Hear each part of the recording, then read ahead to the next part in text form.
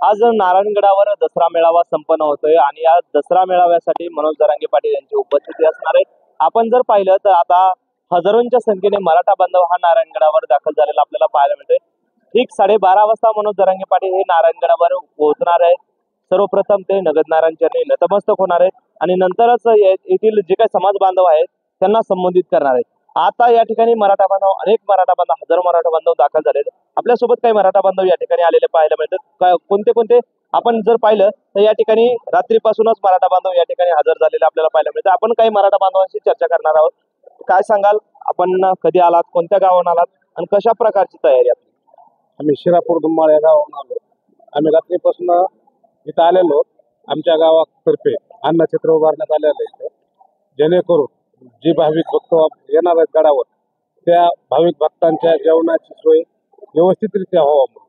आणि आपला हा दसरा मेळावा जो आहे तो पारंपरिक दसरा मेळावा आहे, पण आज मनोजदादा ची तब्येत खालावलेली असल्यामुळं ते 12:30च्या टायमिंगच्या वेळी 12:30ला येणार आहे। तरी जे लोक येणार त्या लोकांच्या सोयीसाठी आपल्या परिसरातील आम्ही शिरापूर धुमाळचे या परिसरातील गडाच्या पंचक्रोशीतील लोकांनी येणाऱ्या सर्व भाविक भक्तांचे जेणेकरून जेवणाचे, त्यांच्या राहण्याची किंवा त्यांच्या प्रवासाचे जे अडचणी येतात ते दूर करण्यासाठी आम्ही सर्व स्वयंसेवक कालपासून येत आहे। आपण जर या ठिकाणी जर पाहिलं तर मोठ्या संख्येने या ठिकाणी अनेक मराठा बांधव या ठिकाणी आलेले आपल्याला पाहायला मिळतात। आपण अनेकांशी संवाद साधणार आहोत। नेमकं काय सांगाल, कशा प्रकारची तयारी चालू आहे दसरा मेळावा? कारण की आपण जर पाहिलं तर मनोज जरांगे पाटील यांचा हा दुसरा दसरा मेळावा या ठिकाणी संपन्न होतोय। मोठ्या संख्येने या ठिकाणी मराठा बांधव या वेळेस सुद्धा उपस्थित राहणार आहेत। नेमकी काय आजची भावना नेमकी काय आहे? नाही, आता विजय दसरा मेळावा ठरणार आहे। कारण हैदराबाद गॅजेट लागू झाल्यामुळे हा दसरा मेळावा नवीन प्रकारचा होणार आहे।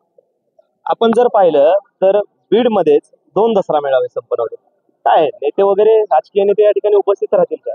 राजकीय नेते नारायणगडावर पहिल्यापासूनच राजकीय नेते हे जास्त प्रमाणात येतात, परंतु त्यांना स्टेजवर कधीही गडावर परवानगी नसते।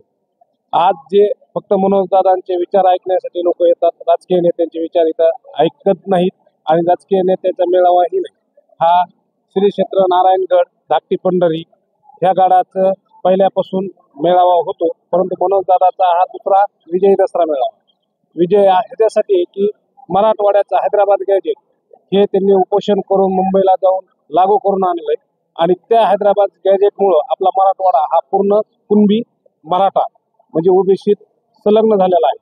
आणि तो विजय आज आपण या दसरा मेळाव्याच्या निमित्ताने साजरा करणार आहोत आणि त्यांचे जे आज पुढील दिशा असतील, विचार असतील ते ऐकण्यासाठी सर्व भाविक भक्त इथं आलेले आहेत। आपण जर पाहिलं तर हा विजय दसरा मेळावा असणार आहे। आपण जर पाहिलं तर हैदराबाद गॅजेट लागू झाल्याच्या नंतर मनोज जरांगे पाटील यांनी मुंबई या ठिकाणाहून आंदोलन करत असतानाच या ठिकाणी विजय दसरा मेळावा साजरा होताना आपल्याला पाहायला मिळतं। मोठ्या संख्येने हजारोंच्या संख्येने मराठा बांधव हा नारायणगडावर दाखल झालेला आपल्याला पाहायला मिळतं। सर्वप्रथम मनोज जरांगे पाटील हे नारायणगडावर दाखल झाल्याच्या नंतर नगद नारायण चरणी नतमस्तक होऊनच नंतरच समाज बांधवांशी संवाद साधणार असल्याची सुद्धा प्राथमिक माहिती समजते। माऊली न्यूज मीडियासाठी अभिजित पवार, नारायणगड, बीड।